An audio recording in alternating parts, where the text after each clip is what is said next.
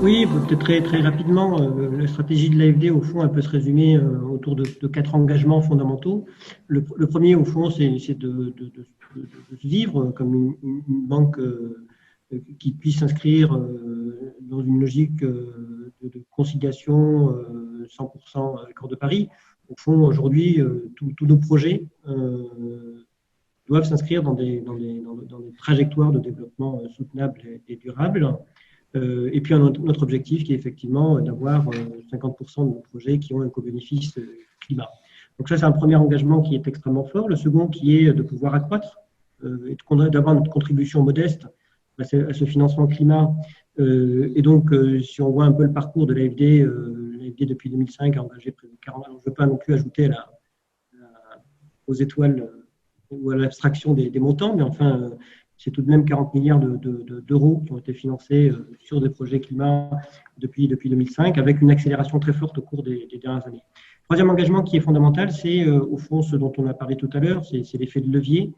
Comment un financement d'une banque publique de développement peut mobiliser à côté d'autres financements de banques publiques de développement, voire de banques publiques, voire, comme le disait Hamid tout à l'heure, d'investissements privés. Donc il y a la recherche effectivement de pouvoir promouvoir cet effet de levier. Et puis dernier élément, qui est, on est quand même dans une complexité incroyable, et a fortiori dans le contexte actuel, c'est au fond de se dire comment pouvoir mobiliser, accompagner, participer nous-mêmes à des coalitions d'acteurs. Et donc je citerai une seule coalition d'acteurs, puisque l'un de ses représentants est ici autour de la table. L'AFD anime depuis 2017 l'IDFC, qui est le premier club d'institutions financières pro-climat, puisque sous le contrôle de Hamid, c'est près de 600 à 800 milliards d'euros de financement chaque année.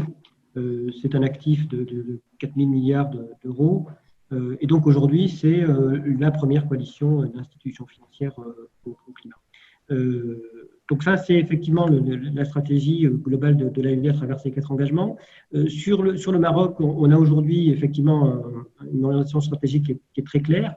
Si on fait comme ça aussi, de manière rétrospective, au cours des 5 dernières années, grosso modo, 60% de notre portefeuille de financement est pro-climat, est compatible avec des objectifs climat. Alors, je ne veux pas les énumérer ici, ce serait trop long. Avec quelques pics où on a pu atteindre en 2017 près de 80% de nos financements pro-climat. Et on travaille aujourd'hui sur notre programmation financière 2021, où on devrait atteindre près de 80% également de financement. Donc voilà, donc tout ça se fait pour l'essentiel par des financements d'infrastructures. Donc le plan solaire, les modes de transport sans bas carbone. Et puis ça se fait effectivement également par des lignes de crédit auprès soit de banques publiques, donc c'est le cas de la CDG, c'est le cas du Crédit Agricole du Maroc, ou via notre filiale ProParco à travers des banques privées pour avoir cet effet de levier sur l'investissement privé.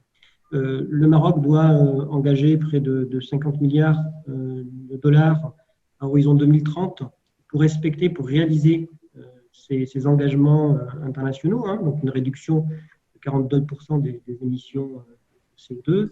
Et on voit bien, et a fortiori dans le contexte actuel, que les financements publics ne suffiront pas et que l'enjeu est bien de mobiliser